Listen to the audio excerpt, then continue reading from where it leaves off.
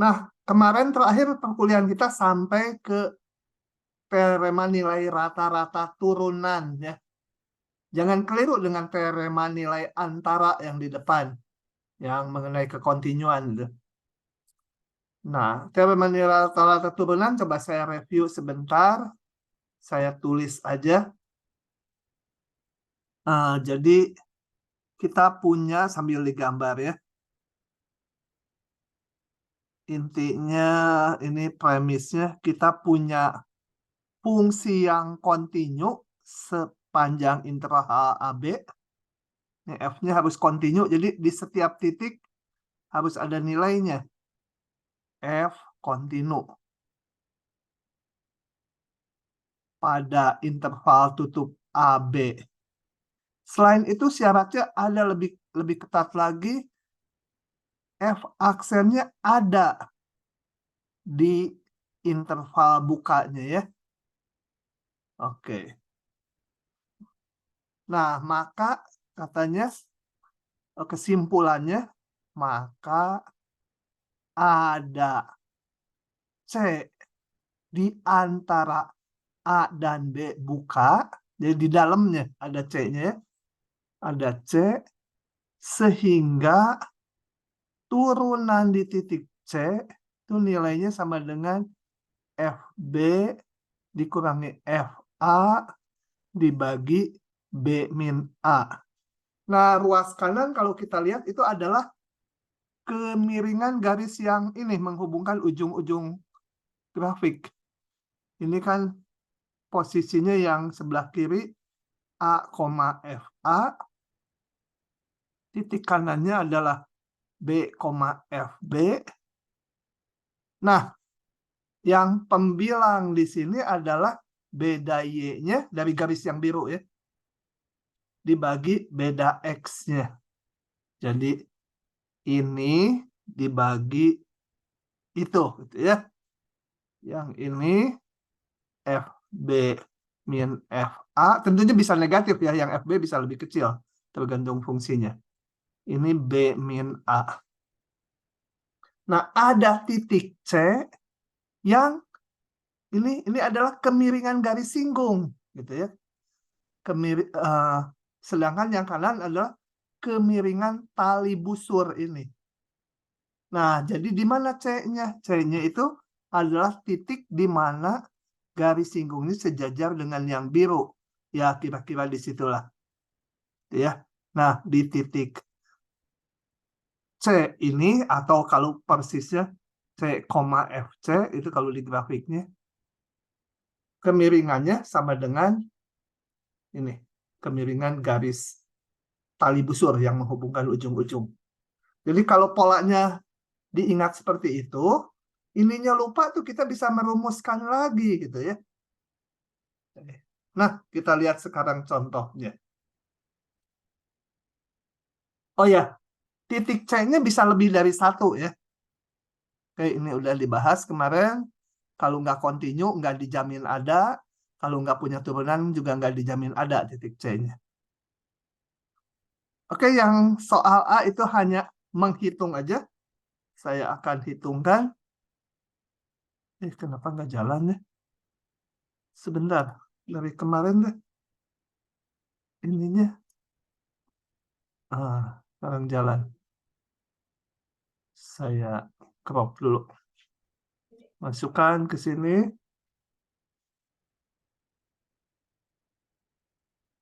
Bentar. Nah, ini hanya ngitung aja, mencari C yang memenuhi ini. Nah, kita lihat dulu. Fx sama dengan, jangan merah. Fx sama dengan 2 akar X gitu ya. Ya, ini fungsinya kontinu ya, sepanjang 1 sampai 4. Karena fungsi akar itu gambarnya kurang lebih dikali 2 nanti. 2 akar X ya. Akar X lebih tinggi dikit. Dari 1 sampai 4. Nggak perlu tahu sebenarnya gambarnya ya, nggak perlu tahu. Nah, tulis aja kalau ini kan kita udah di aplikasi Jadi nggak harus menunjukkan continue-nya dengan detail, cukup tulis gini aja. Jelas F continue. Tapi harus ditulis. Syaratnya ini, tadi yang di atas harus ditulis ya. Meskipun nggak kita tunjukkan detail lagi. F aksen ada pada interval 1-4 buka. Grafiknya mulus gitu ya. Punya turunan, nggak ada yang tajam, nggak ada yang discontinue. Nah, jadi sekarang dicari C sehingga F aksen C sama dengan ujung-ujungnya berarti F B-nya itu 4 dikurangi F A-nya 1 dibagi 4-1 gitu ya. Saya masukkan ke rumus ini nih. Ini titik-titik ujungnya. Oke, saya hitung dulu turunannya. Kalau ini artinya turunan fungsi diturunkan dulu, dimasukkan titik C. Jadi saya cari dulu F aksen X dulu ya. Sama dengan akar X sebenarnya setengah akar X. Ada 2 jadi pas gitu ya. Setelah dicoret, setelah disederhanakan. F aksen C sama dengan 1/akar C. Oke, dari sini saya hitung. Jadi 1/akar C sama dengan F4 berapa ya? F4 2/4 dikurangi F1 ini. F1 itu 2/1 dibagi 4-1. Saya balik ya. Kalau persamaan kan nggak masalah, nggak ada yang berubah. Kalau persamaan hati-hati. Ini 24 jadi di bawah dia ya. 3 dibalik ya, yang bawahnya di atas. 2/4 jadi 4-2 sama dengan 3/2. Ya udah, C-nya sama dengan kuadratkan kiri kanan 9/4. Gitu ya. Betul nggak C-nya ada di antara ini? Betul ya. Ini 2/4. 25. Berada di antara itu. Oke. Soal yang B sebenarnya sama aja, cuma ini harus hati-hati. Coba kita hitung aja dulu. Saya crop lagi di sini. Oke, yang B sama aja kayak tadi di sini. Jadi saya punya ini A-nya, ini B-nya. Dicari C supaya F aksen C sama dengan F27 min F min 8 dibagi 27 dikurangi min 8 gitu ya. Nah, saya cari turunannya dulu. F aksen X-nya sama dengan, scrolling dulu, 2/3 dikurangi 1 pangkatnya jadi minus ya. 3 X pangkat 1/3 gitu ya. Di bawah. Nah, kemudian F aksen C 2 per dulu. Iya betul. 3 akar. Tolong kalau salah ngitung ya. Nah, kita gabungkan ini 2/3. 3 akar C sama dengan F27. 27 pangkat 2/3. Dikurangi min 8 pangkat 2/3. Gitu. Jadi bawahnya 27 ditambah 8 ya, 35. Angkanya jelek bener. Kembali saya balik ya. 3 3 akar C per 2 sama dengan 35 dibagi, ini 27 pangkat sepertiga itu 3, 3 pangkat 2 itu 9. Kemudian min 8 pangkat sepertiga itu min 2, dipangkatkan 2 jadi 4 ya. Kalau nggak salah ngitung, tolong. Jadi 3 akar C sama dengan 2-nya ke kanan. 35 dibagi berapa tuh? 9,45.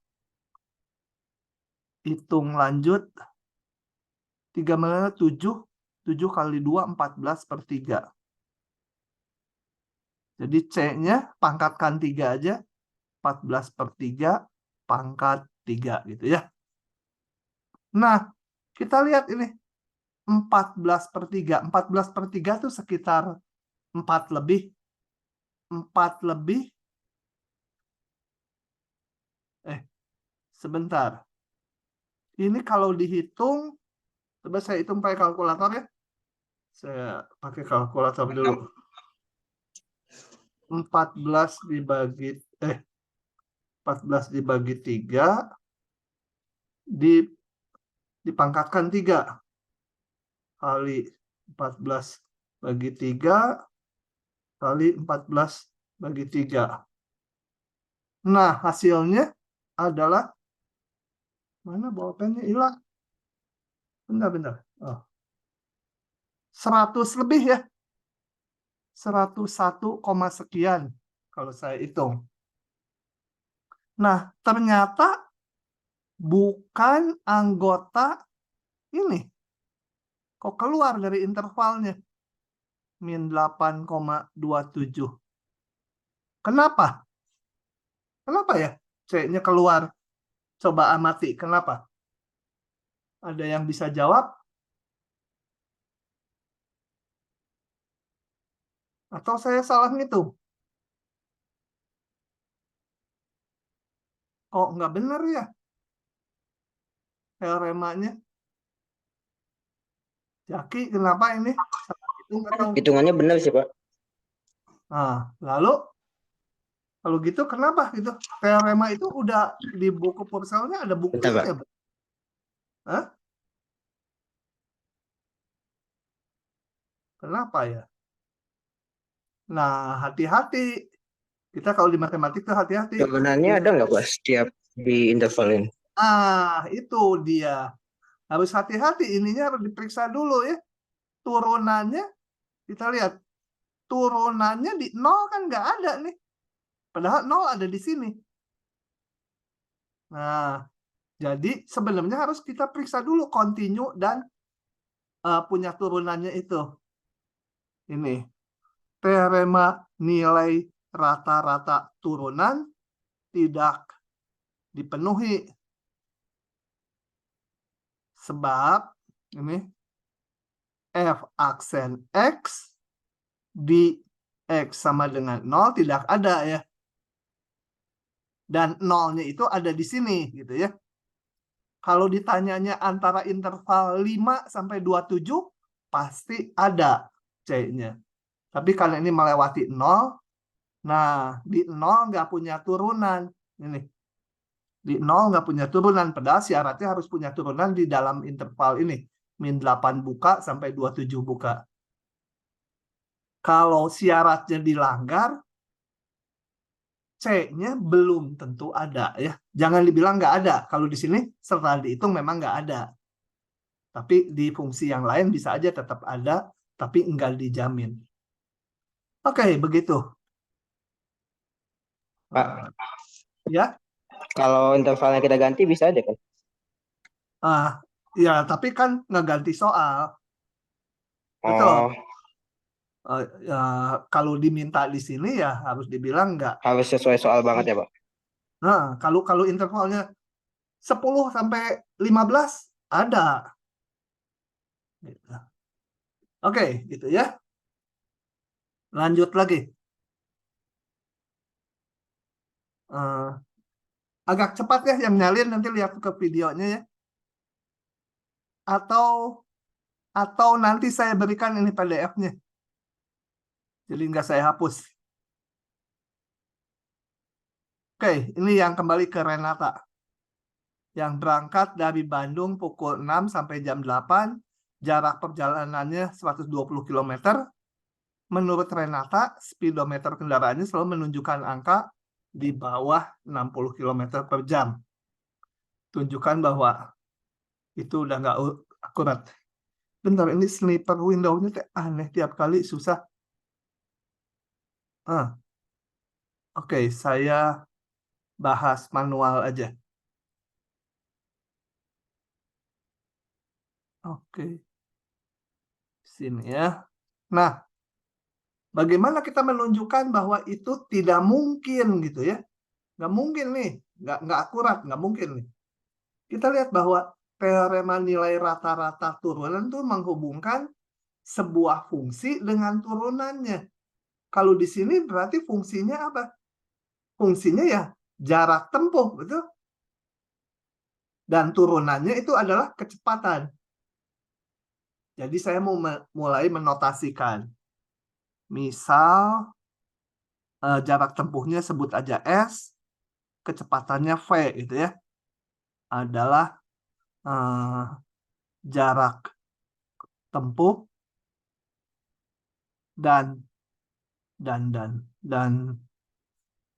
salah lagi. Dan kecepatan mobil saat T ya, harusnya T-nya waktu gitu ya. Kalau mau ditulis juga. Nah, saya punya posisi awalnya di Bandung. Jadi waktu T-nya 0, S0 itu 0 ya di Bandung. Kalau mau pukul 6 boleh. Mau dianggap pukul 6 itu sebagai pukul 0 boleh. Mau ini juga boleh. S6 gitu ya. Sama dengan susah. Saya mendingan pukul 6 dianggap T0. Asumsikan pukul 6 sebagai T sama dengan 0 gitu ya. Kalau gini ini lebih cocok setelah T jam gitu ya dari Bandung. Jadi saat di Bandung T-nya 0. Kemudian saya punya jadinya mau 6 juga boleh T-nya ya. Enggak 0 juga sama aja. Supaya gampang aja saya ngitungin ini S0. 0 posisinya Bandung setelah 2 jam sama dengan apa?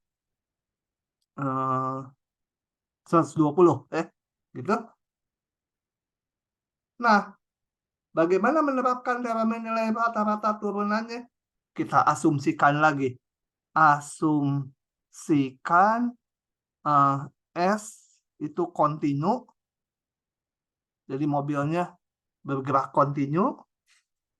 Dan V-nya juga ada ya turunannya. Turunan dari S.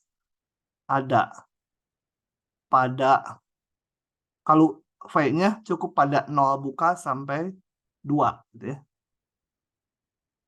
0 sampai 2 jam. Kalau S-nya kontinu pada awal sampai ini tutupnya.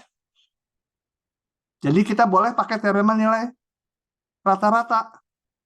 Menurut teorema nilai rata-rata turunan, karena nanti di belakang ada teorema nilai rata-rata integral, beda lagi. Tapi biasanya kalau nggak ditulis apa-apa gini, hanya teorema nilai rata-rata, itu maksudnya yang turunan. Tapi lebih eksplisit, lebih jelas gitu. Ada C sehingga apa? Turunan di titik C ya. S aksen C sama dengan S apa? 120 dikurang S ini sebagai AB-nya gitu. waktunya tuh. S2 dikurangi S0 dibagi 2 min 0. Nah, ini adalah kecepatan saat C kan ya. Turunan dari posisi kecepatan. S2 berapa? 120. S0, 0. Dibagi 2. Sama dengan 60. Nah, menurut teorema nilai rata-rata turunan, pasti ada C. C ini waktu ya. Variabelnya kan waktu. S fungsi waktu, V fungsi waktu. Ada T sama dengan C, sehingga kecepatannya pasti pernah 60. Gitu. Dengan demikian, kalau selalu menunjukkan angka di bawah ini ya salah. Jadi speedometer tidak akurat. Minimal pernah sekali ke 60, mungkin berkali-kali 60. Mungkin kecepatannya lebih dari 60, turun lagi, naik lagi, tapi pernah 60. Gitu ya. Jadi kalau mau menggunakan teorema nilai rata-rata turunan, kalian itu harus melihat mana yang fungsi, mana yang turunannya. Karena rumusnya kita lihat tadi di atas, ini menghubungkan nih fungsi, nilai fungsi dengan yang turunannya. Gitu. Jadi dicari di persoalannya itu yang mana yang fungsi, mana yang turunan. Oke. Sampai situ ada pertanyaan? Kalau tidak ada, saya lanjut. Ya, kalau yang lagi nyalin nanti ya ini slide-nya saya kasih nyalinnya belakangan. Oke, berikutnya saya akan membahas anti turunan. Itu mudah. Ngebalik aja gitu ya. Kalau diturunkan yang selama ini balik. Nah, konsep anti turunan atau namanya banyak anti turunan, anti derivatif, atau integral tak tentu. Jadi nanti integral itu ada macam-macam. Integral tak tentu itu anti turunan. Jadi kalau diberikan X kuadrat, anti turunannya ya sepertiga X pangkat 3 itu ya. Tambah konstanta nanti. Itu anti turunan. Nanti namanya dia integral tak tentu. Kalau nanti ada integral yang pakai batas, konsepnya baru itu kalian di SMA pasti belum. Integral yang pakai batas, itu namanya integral tentu. Nanti di semester 2 ada integral tak wajar gitu ya. Ya, pokoknya ada 3 macam integral. Saling berkaitan nanti. Oke. Jadi diberikan fungsi f kecil, akan dicari fungsi f besar, sehingga turunan dari f besar itu sama dengan f kecil. Ya. Di sini saya kemukakan dulu beberapa contoh yang memerlukan anti turunan. Ini diberikan sebuah mobil bergerak dari Bandung, ini mah cepat aja karena untuk ilustrasi aja. Dari Bandung menuju Rengas Dengklok dengan lajunya seperti ini. Antara 0 sampai 10 kecepatannya naik. Waktu T-nya 0, kecepatan 0. Waktu T-nya 10, kecepatannya 20. Jadi 0 sampai 20 itu dalam 10 detik.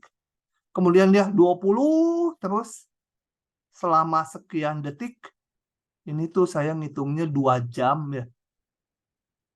1 jam 3.600 ya. Ini selama 2 jam dia konstan. Nanti ini menurun gitu ya. Sampai detik ke 7205. Itu ya berapalah kecepatannya. Kalau nggak salah dihitung nanti waktu T-nya 7205. Ini tuh keseluruhannya 0. Nah, saya gambarkan grafiknya ini. Hanya untuk ilustrasi perlunya integral. Ini kalau digambar, grafik kecepatannya tadinya naik, kemudian 20 selama 2 jam, kemudian menurun sampai di Rengas Dengklok. Nah, jadi ini adalah gambar kecepatannya. Nah, kita memerlukan gambar nilai posisinya. Nah, posisinya itu adalah nanti menjadi bentuk integral ya. Tapi nanti aja. Sekarang sih terima aja bahwa itu nanti menjadi konsep integral. Kalau kita ingin melihat detik ke 0 sampai detik ke 500, ya sama dengan luas di bawah kecepatannya. Nah, ngitungnya memerlukan konsep integral yang akan kita bahas.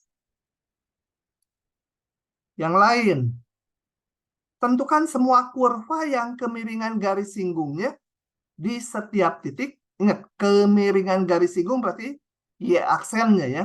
Y-aksennya di setiap titik berarti y-aksen x, x-nya macam-macam titiknya.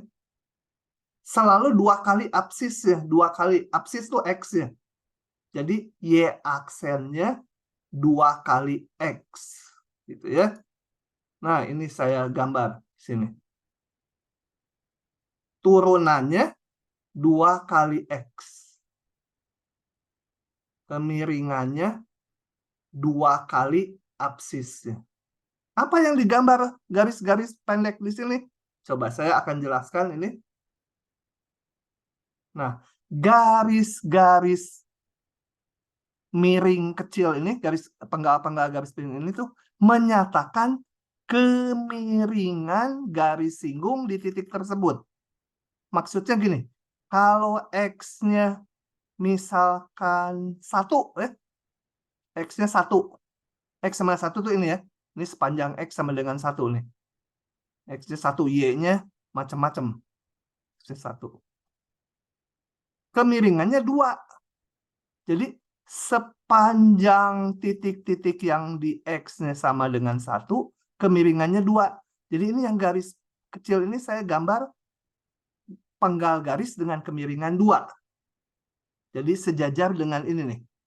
Kalau ini y sama dengan 2x. Nah, penggal garis yang sejajar dengan ini. Kenapa digambar 2? Kan ini kemiringannya selalu 2. Kalau x-nya 1.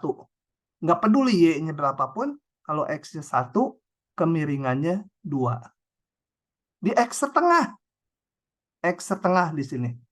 Kalau x-nya setengah, kemiringannya 1. Jadi ini, kalau x-nya setengah, ini sepanjang ini kira-kira, saya gambar ini kemiringannya 1, sejajar dengan y sama dengan x. Ya ini rada nggak sejajar y sama dengan x ya, tapi gambarnya begitu. Y sama dengan 1 tuh yang di tengah, nggak ada gambarnya sebenarnya. Terus y sama dengan min 1. Sorry, x sama dengan min 1. X sama min 1 tuh ini sepanjang ini. Termasuk yang negatif ya, nggak saya gambar di bawahnya. Kemiringannya selalu min 1. Jadi ini saya gambar garis-garis kecil. Aduh, saya salah nunjuk ya tadi. Sorry. X sama dengan... Oh ya, benar-benar. Sorry. Kalau X-nya sama dengan min 1, kemiringannya min 2. Nah, ini kemiringannya min 2 semua. Ya. X sama dengan min 1, kemiringannya min 2. Jadi ini garis-garis kecil ini sejajar dengan Y sama dengan min 2X. Dan terus, di setiap titik saya gambar X sama dengan, misalkan di sini, min 1,5. Masukkan ke sini kemiringannya. Min 1,5, min 3. Gitu ya. Dan seterusnya. Nah, kalau kita gambarkan, kira-kira potongan garis singgung di setiap titik seperti ini. Kita bisa menebak. Apakah mungkin solusinya seperti ini? Tentu tidak, karena di sini, di titik yang ini nih, kan kemiringannya jadinya gitu. Padahal harusnya ini, yang penggal ini, yang tipis.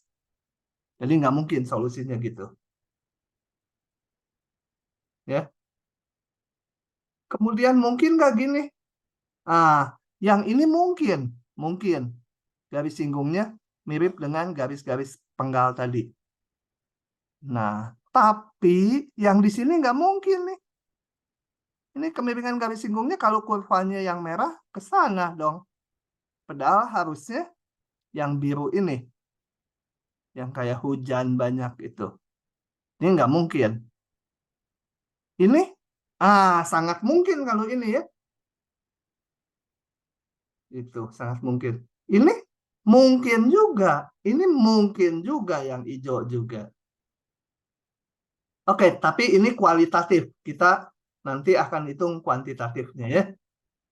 Tapi ini menggambarkan nanti perlu konsep anti turunan gitu.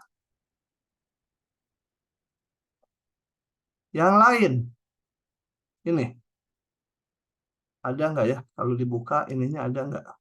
Soalnya, oh nggak ada. Gini ceritanya. Ini betul gitu ya kondisinya hukum Newton ini. Sebuah gelas berisi air mendidih diletakkan dalam ruangan yang temperaturnya 20 derajat Celcius. Bentuknya air dalam gelas akan turun temperaturnya ya. Nah, hukum Newton mengatakan, oh ya, ini diasumsikan ruangannya luas sekali, gelasnya kecil kan. Jadi meskipun panas dari air yang dalam gelas diserap oleh udara, pindah ke udara, tetapi temperatur udaranya diasumsikan tetap konstan 20 temperatur ruangannya. Tapi temperatur airnya menurun di dalam gelas. Ya, asumsi itu valid karena ruangannya sangat luas sehingga yang diserap ruangan sebenarnya ruangan temperaturnya naik tapi nggak ada artinya gitu. Jadi temperatur ruangannya konstan 20. Temperatur airnya kalau mendidih asumsikan aja 100 gitu ya. Jadi yang kita amati adalah temperatur air dalam gelas. Nah, menurut hukum Newton itu mengatakan ini bukan laju perubahan temperatur air. Kalau temperatur airnya saya nyatakan sebagai Y fungsi waktu, jadi Y itu menyatakan temperatur air dalam gelas, dia memenuhi laju perubahan temperatur, kalau laju turunan, ingat. Berarti dy dt, perubahan temperatur terhadap waktu, itu katanya memenuhi hubungan ini, 0,1 dikalikan perbedaan temperatur antara air di gelas dengan temperatur lingkungannya. Dalam hal ini temperatur udaranya atau ruangannya. Gitu ya. Kalau bendanya yang lain lagi, ininya tetap kayak gini, tapi ininya konstantanya bisa lain-lain. Misalkan oli panas, atau apa, sirup yang panas gitu ya. Sirup nggak ada yang panas. Konstantanya bisa beda-beda. Tapi intinya adalah laju perubahan temperatur dari air yang kita amati di gelas itu sama dengan sebuah konstanta kali beda temperatur antara objek yang kita amati dengan temperatur lingkungannya. Gitu ya. Nah, ini kita akan lihat lagi solusinya setelah kualitatif, belum pakai anti turunan, belum pakai integral. Coba kita lihat. Nah, ini kembali yang garis-garis putus apa? Yang garis-garis putus biru itu saya gambarkan nilai turunannya di berbagai titik. Jadi ini nih sebenarnya karena laju penurunan harusnya dia negatif ya. Modelnya agak salah. Harusnya kan temperatur air dalam gelasnya turun. Berarti laju perubahannya negatif. Gitu ya.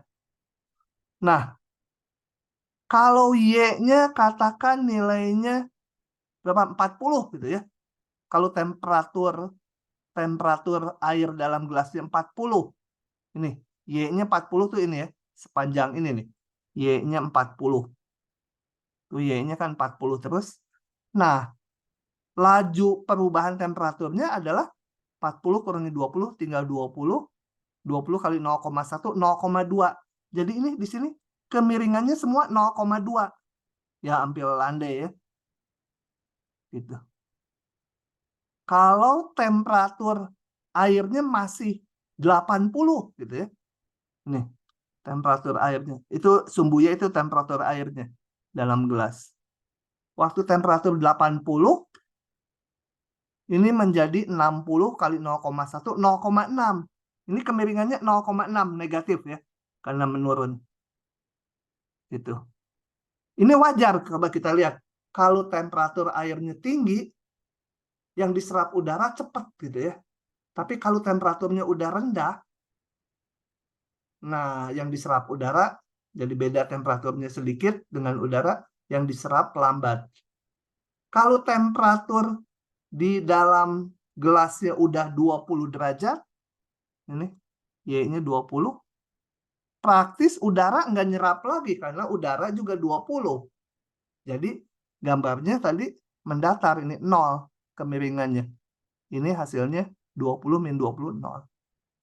Nah, dengan cara ini, kalau temperatur awalnya airnya mendidih di 100, jadi waktu T-nya 0, temperaturnya 100.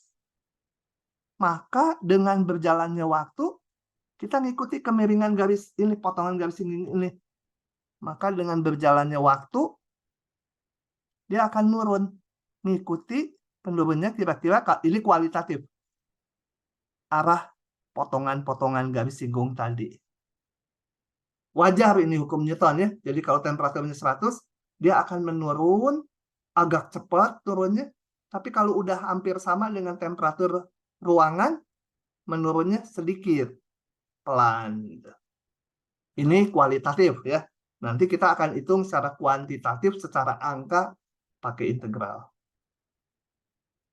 Oke, itu adalah ilustrasi kenapa nanti perlunya konsep integral gitu ya.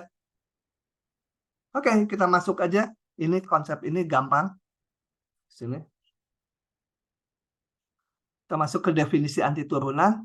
Antiturunan dari fungsi f, simbolnya ini AF atau ini mungkin kalian di SMA udah paham, boleh juga pakai AF, ini jarang dipakai. A-nya dari antiturunan dari F gitu ya, atau lebih sering ini simbol ini ya, integral, bacanya integral dari fx dx adalah fungsi f besar yang kalau diturunkan jadi f kecil ini. Kita lihat contoh. Kalau saya punya, ini terbalik ya.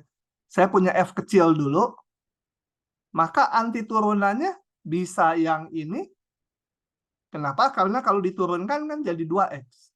Bisa juga yang ini diturunkan jadi 2x. Bisa juga yang ini. Gitu ya. Oke. Jadi secara umum antiturunan dari si 2x itu adalah, ini kita lihat ini tambah 0, ini tambah 1, ini kurang 5. Secara umum bisa ditambahkan konstanta gitu ya. X kuadrat tambah konstanta. Karena konstanta ini kalau diturunkan 0 hilang. Jadi untuk selanjutnya yang seperti ini dinamakan antiturunan umum. Ada C-nya.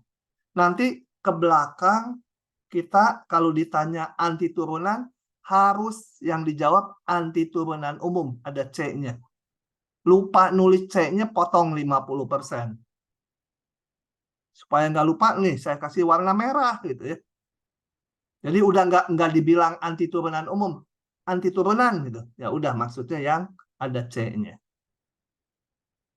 Kemudian ada rumus lagi yang nggak kita buktikan ya. Kalau F dan G masing-masing antiturunan dari fungsi F kecil, kayak ini. F antiturunan dari F kecil ini. G antiturunan dari F kecil ini. Maka F dan G hanya berbeda sebesar konstanta. Kita lihat F dan G hanya berbeda sebesar 1. F dengan H juga hanya berbeda sebesar min 5.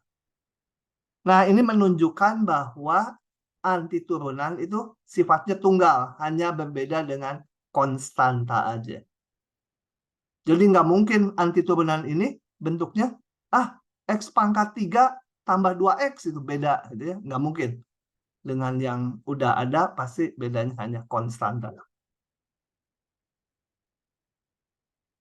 Nah, kemudian dari rumus-rumus turunan yang udah kita kenal, saya punya rumus antiturunan sebagai berikut. Kalau R adalah bilangan rasional, R-nya nggak -1, karena -1 nanti di akhir semester ini. Kalau X pangkat -1 itu jadi per X, itu belum berlaku sekarang ya. Antiturunan dari ini adalah ini. Kalau mau membuktikan, ya gampang, kembali ke sini. Benar enggak sih antiturunannya? Kalau diturunkan jadi F kecil. Ini F kecil. Bentar, mana pen? Ini F kecilnya, ini F besarnya ya. Ya tinggal kalian turunkan aja. Coba, kalau saya hitung F aksen X, turunkan. Ini R-nya bilangan konstanta ya. Jadi 1 per R tambah 1, X pangkat R plus 1-nya menjadi R tambah 1, X pangkat R. Gitu kan. Tambah 0. Nah, ini kalau disederhanakan kan menjadi X pangkat R sama dengan ini. Jadi betul bahwa ini antiturunan dari ini. Oke. Yang kedua sama aja, nanti aja belakangan tuh untuk substitusi. Saya akan jelaskan di soal. Antiturunan dari kosin, ingatnya ini kalau diturunkan jadi ini gitu ya. Konstantanya bisa keluar, jumlahnya bisa keluar, kurangnya bisa keluar, bisa dipisah gitu ya. Asal setiap suku di ruas kanannya itu ada. Oke. Bentar aja ini. Langsung berikutnya contoh-contoh. Nah, tentukan antiturunan dari soal-soal berikut. Ini karena gampang, saya langsung aja ya. Nanti yang agak sukar saya jelaskan. Tertulis. Ini. Kita pakai rumus yang pertama tadi. Ini. Oke, dia. Kalau saya kadang-kadang kalau di bawah susah, saya ke ataskan dulu pangkatnya. Tapi mau langsung juga boleh ya kalau udah terbiasa. Ini X pangkat 5 saya tulis gini. Pakai rumus yang tadi, yang pertama. Kan itu dia bilangan rasional nih pangkatnya. Maka hasilnya adalah pangkatnya naik 1 ya. Salah ya? Oh ya betul. Jadi sebenarnya ngitungnya kalau di kepala saya ini pangkatnya naik 1. -5 jadi -4 kali 1 per -4. Di depannya ada 4. Dikurangi ini naik 1 pangkatnya. -3 kali 1 per -3. Itu 1 per pangkatnya ini. Ini ada 3. Ya. Tambah jangan lupa. Itu konstanta. Oke. Gitu ya. Jadi kalau saya mengingatnya ini pangkat -4 jadi pangkat -3 kali 1 per -3. Ya. Oke, ini disederhanakan jadilah ini. Langsung aja. Ya, mau disederhanakan lagi boleh. Coba soal berikutnya. Nggak usah semua ya. Oh, coba nggak apa-apa lah, ini beberapa variasi. Ini gimana? Ya, saya bagi dulu. Ini.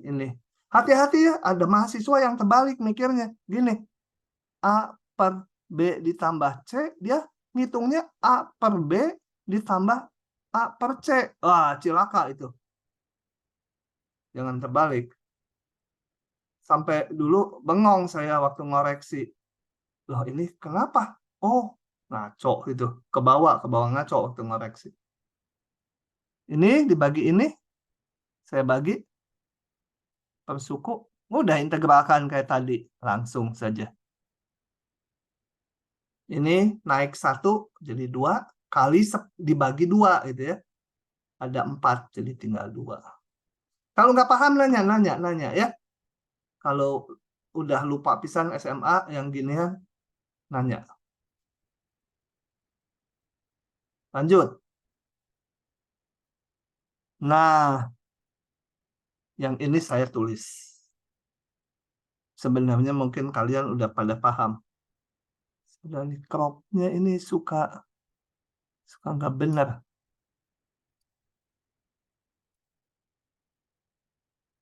Nah, ini ya. Ini kita akan menggunakan, kita lihat gini. Yang di dalam kurung, kalau diturunkan menjadi ini ya. Ini kan menjadi 15x kuadrat dikurang 0 gitu ya. Nah, kalau terjadi gitu, kita bisa gunakan substitusi. Substitusi, apalah namanya, P gitu ya. 5x pangkat 3 min 18. Kalau X-nya disubstitusi menjadi P, turunannya juga harus disubstitusi. DX-nya harus jadi DP. Kita cari hubungan DP DX. DP DX sama dengan 15x kuadrat. Cuma kalau diintegral, DX-nya itu dibawa ke kanan. Jadi nulisnya 15x kuadrat DX gitu ya. Tulisnya begitu. Nah, dengan demikian, dari sini saya pakai sama dengan yang panjang ini. Integral, ininya menjadi P pangkat 7. Ininya pas. DP.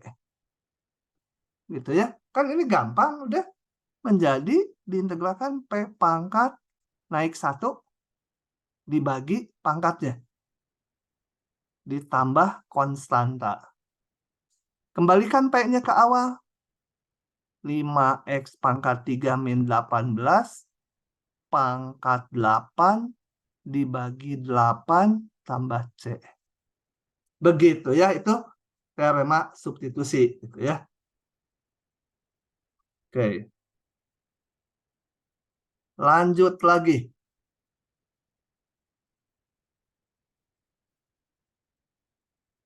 Yang ini buka aja sama dengan yang C ini. Yang kita lihat yang disubstitusi apa? Kita lihat kalau yang di bawah akar saya turunkan menjadi 4T. Ini 3T. Hanya beda konstanta aja, nggak apa-apa. Ya, jadi saya substitusi lagi. U sama dengan 2T kuadrat min 1. Cari hubungan DU dengan DT. DU DT sama dengan 4T DT. Sehingga kembali ini menjadi sama dengan 3-nya saya biarkan. Di sini saya punya T DT. T DT ini adalah DU per 4. Per 4-nya saya taruh di depan. DU-nya nanti di belakang. Ini tadi U. DU. Ya.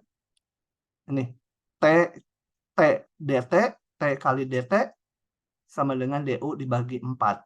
DU dibagi 4. Biar konstantanya di depan. Nah, ini udah gampang kan? Kalau belum terbiasa, konstantanya boleh keluar. Ini tulis sebagai U pangkat 1/3 DU, belum diintegralkan. 3/4, ini naik 1. U pangkat 1/3. 4/3. Ini bawahnya dibagi 4/3. Tambah konstanta. 3/4. Ini naik ke atas menjadi 3/4 juga ya. Saya kembalikan ini menjadi 9/16. U-nya saya kembalikan ke awal. 2T kuadrat min 1 pangkat 4/3. Ya. Oke.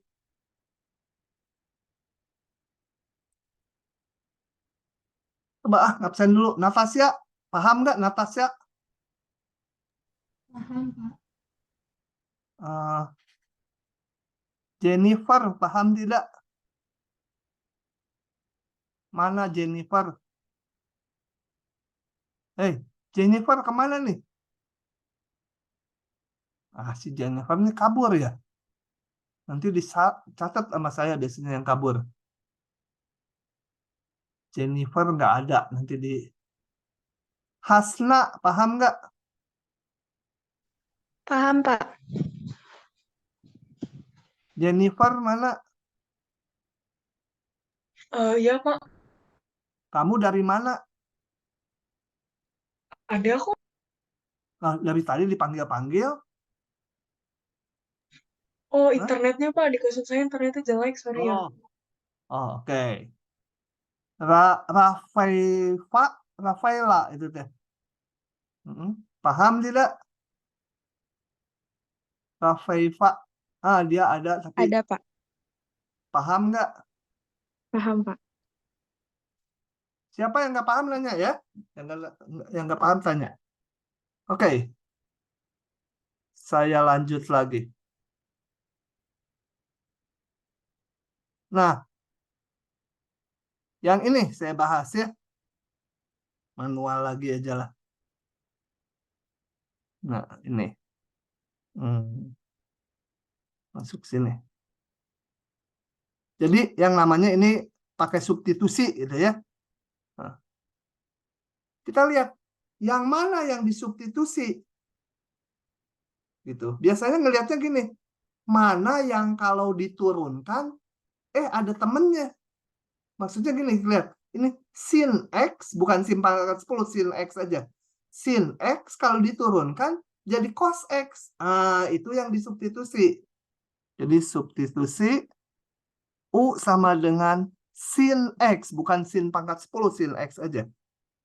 Maka DU-nya sama dengan turunin ke X, cos X dx. Nah, ini kita punya, nanti jadi DU. Sehingga ini menjadi integral. Ini sin X pangkat 10 menjadi U pangkat 10. Cos X dx menjadi DU. Oh ya, kalau di ujian kalian jangan nulisnya campur aduk ini. Ini cos X dx. Udah diganti U yang ini belum. Nggak boleh campur aduk gitu ya. Kalau dalam U ya semua dalam U.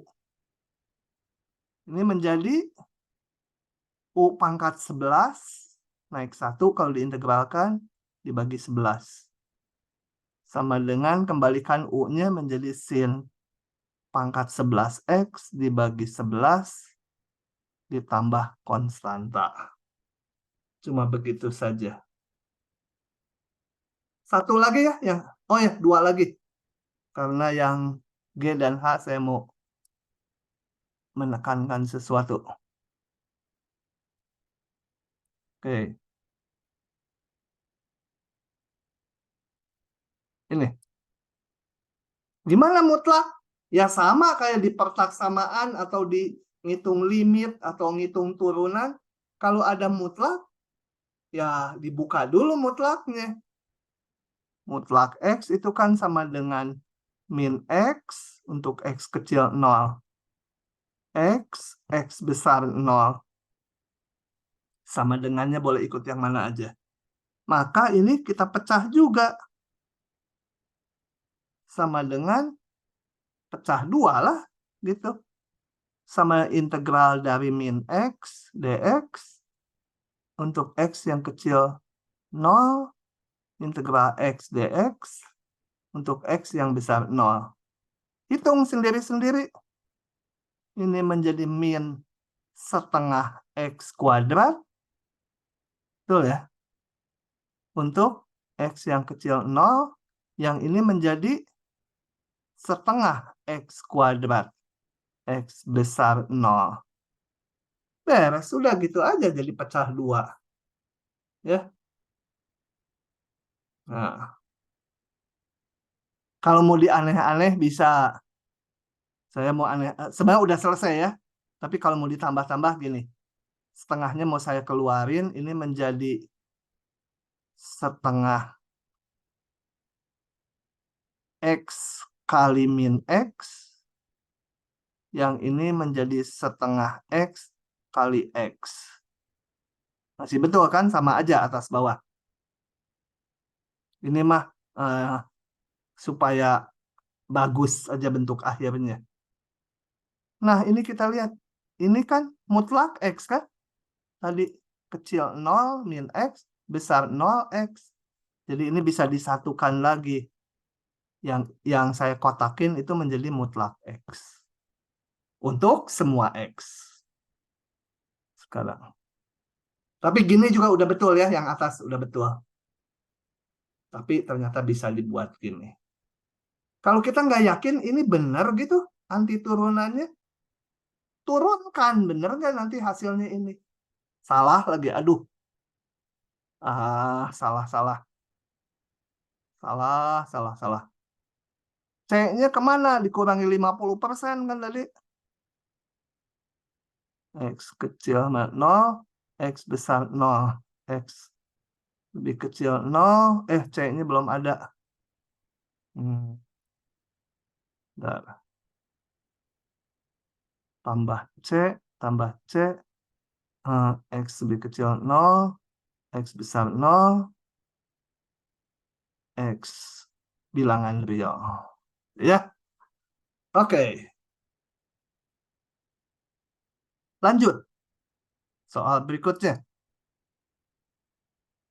Nah. Ini nge-crop kenapa ya? Window-nya keluar aja. Oke, yang ini. Gampang-gampang ya, anti turunan mah ringan rasanya. Kalian mencernanya juga agak cepat. Nah, khusus yang ini diingat-ingat karena di semester 2 nanti di teknik pengintegralan ini yang menyangkut trigonometri banyak dipakai lagi. Itu kita uraikan pakai rumus identitas ini. Cos, sin aja dulu yang atas sin. Sin kuadrat X. Rumus ini diingat-ingat setengah min setengah cos 2X. Kalau cos kuadrat X sama dengan setengah ditambah setengah cos 2X. Kalau mau membuktikan, hitung aja. Cos 2X itu sama dengan cos X tambah X. Lalu kalian uraikan. Ya, menjadi apa? Ya, rumus identitasnya. Oke, ini cukup sering dipakai. Nah, kedua soal ini yang G dan H pakai yang rumus di kotak itu. Saya kerjakan yang G aja ya. Yang G. Integral sin kuadrat X.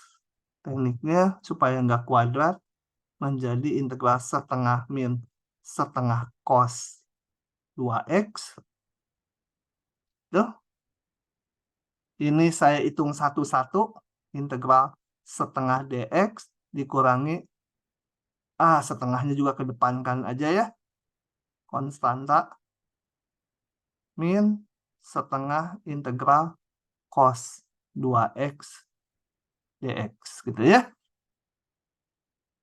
Nah, yang ini udah gampang. Yang ini saya substitusi.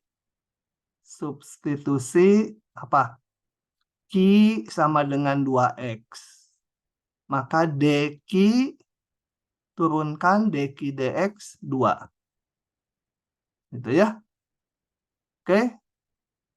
Ini yang ini udah langsung aja yang suku pertama X gitu ya. Integral dari dx adalah X. Ini kan 1.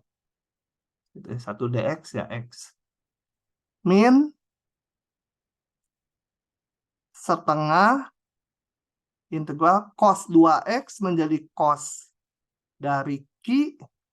dx-nya menjadi dq per 2. Ya. Ya, konstanta mah. Biarin aja. Setengah X min 1/4 integral cos adalah sin. Jangan lupa tambah C. Setengah X min 1/4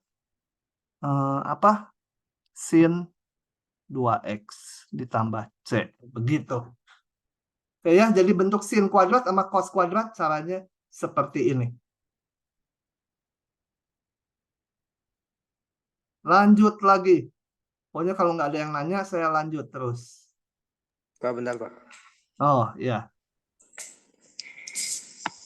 Oh, kalau yang tadi disubstitusi nggak ada ininya ya? Nggak ada yang bisa, nggak ada temennya maksudnya. Makanya nggak bisa jadi disubstitusi. Ada temennya sebenarnya ya konstanta.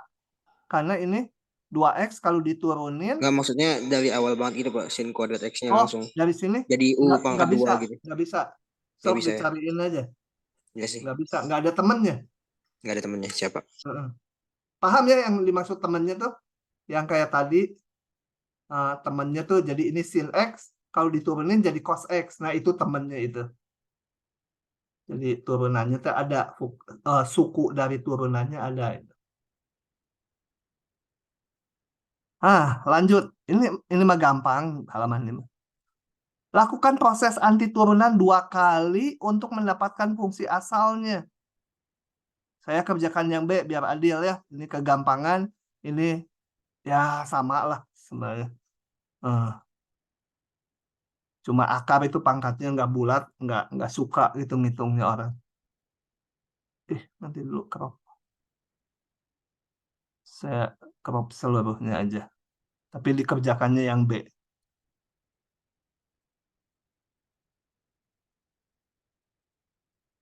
Oke. Kita kerjakan yang B ya, hanya suruh ngitung anti turunan 2 kali.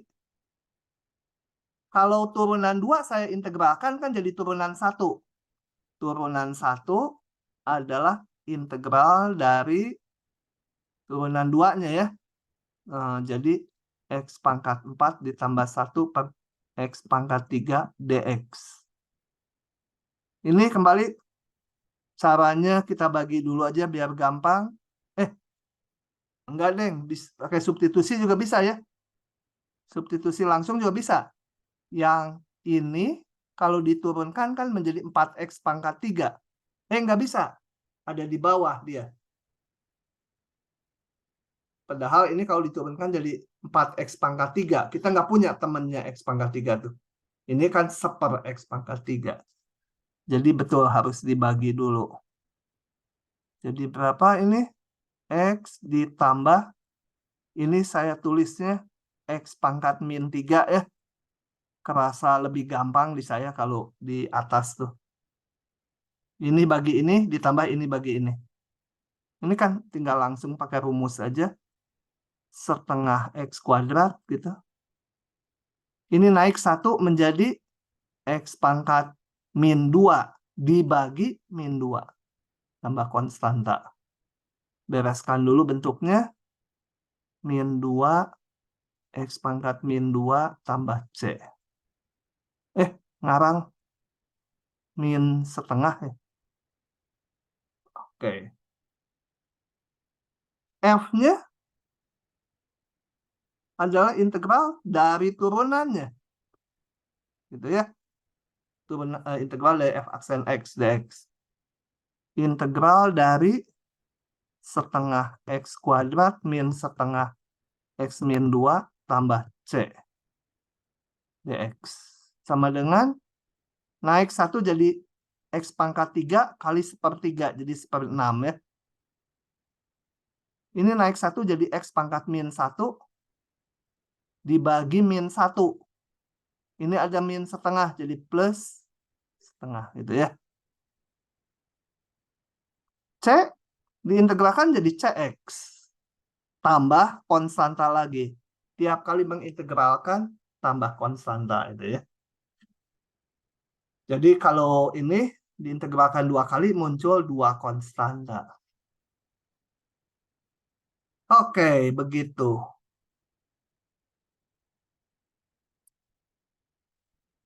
Pindah pasal lagi. Pindah pasal. Kita masuk sekarang ke yang namanya pengantar persamaan diferensial. Yang namanya persamaan diferensial itu banyak sekali, udah dipakainya banyak sekali di aplikasi. Mau di bidang apa, sebut aja pasti ada itu ya.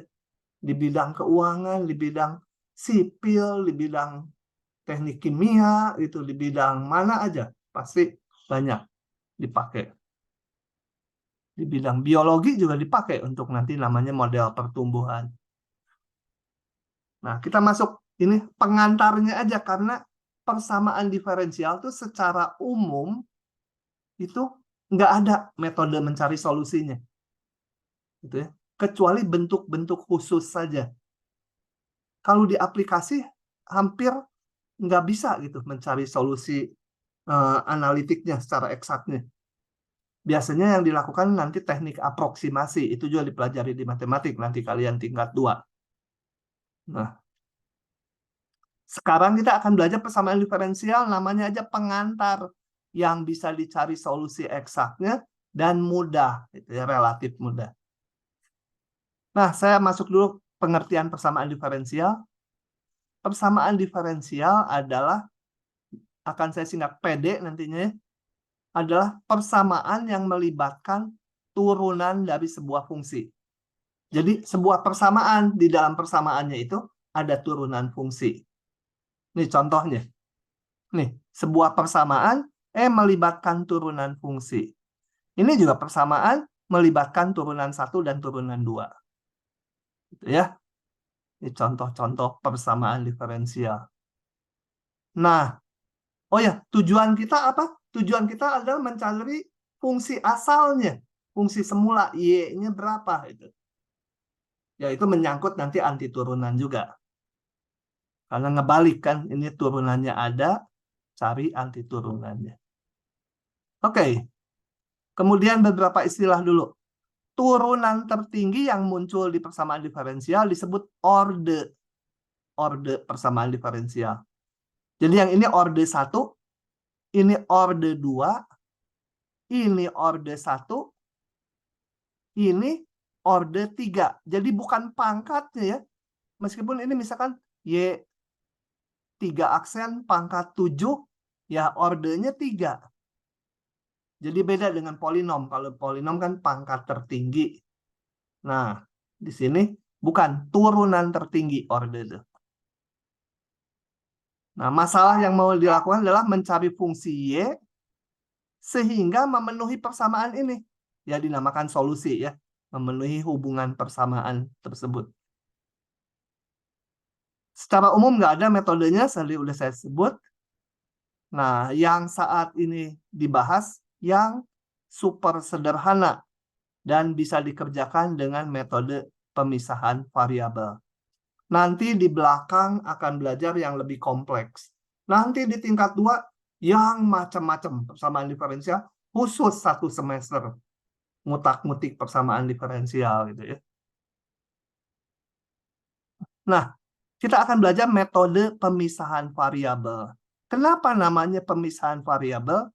Itu adalah dengan cara, kita lihat di contoh ini, gini, semua yang ada DY dikumpulkan dengan Y. Ini. Jadi saya kalikan silang ya, persamaan kan boleh kali silang. Yang ada X kumpulkan dengan DX. Jadi itu maksudnya dipisah variabelnya. Yang kelompok X dengan DX, yang kelompok Y dengan DY. Tentu saja enggak setiap persamaan diferensial bisa diginikan. Saat ini kita belajar persamaan diferensial yang bisa pakai metode pemisahan variabel. Nah, setelah ini kita integralkan kedua ruas. Gitu ya. Nah, kalau mengintegralkan, ini kan integral tak tentu, integral nggak pakai batas, atau anti turunan. Yang ini nanti muncul konstanta, ini muncul konstanta, cukup konstantanya muncul di salah satu ruas aja. Kenapa? Karena yang ini kalau diintegralkan, saya tulis dulu. Diintegral, sekian tambah konstanta. Yang ruas kanan, sekian tambah konstanta lagi yang lain ya. Ini saya bisa atur menjadi sekian sama dengan sekian ditambah D kurangi C. Konstanta kurangi konstanta, sebut aja konstanta baru. F gitu. Jadi nanti kalau ada dua integral gini, cukup konstantanya muncul sekali aja. Mau di ruas kiri atau di ruas kanan terserah. Mau dimunculkan dua kali gini boleh. Bikin pusing kita sendiri itu ya. Oke. Saya hapus. Nah, integralkan ini Y pangkat 2 DY ya jadi ini pangkatnya naik dibagi 3.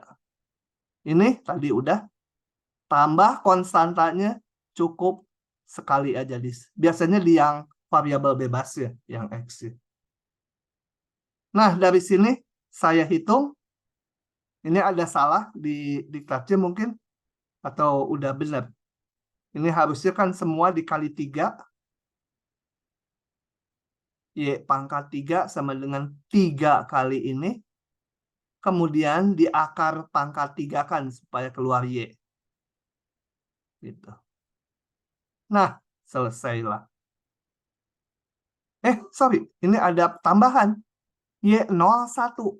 Nah, kalau persamaan diferensial dilengkapi dengan syarat seperti ini, konstantanya bisa kita hilangkan. Masukkan aja ininya. Kalau X-nya 0, Y-nya 1. Gitu ya. Kalau X-nya 0, nilai Y-nya 1. Jadi 1, masukkan X-nya 0, ketemulah C-nya. Gitu ya. Jadi solusinya adalah ini. Udah nggak ada C-nya. Jadi kalau persamaan diferensial gini dilengkapi dengan syarat, nanti C-nya bisa dihilangkan. Oke, begitu? Lanjut ya. Istilah-istilah. Sebuah solusi persamaan diferensial yang masih memuat konstanta disebut solusi umum. Nih, tadi ini namanya solusi umum. Belum dimasukkan syaratnya. Jadi ada konstantanya. Dia solusi umum. Kemudian kalau sudah dilengkapi syarat sehingga konstantanya bisa dihitung, namanya solusi khusus.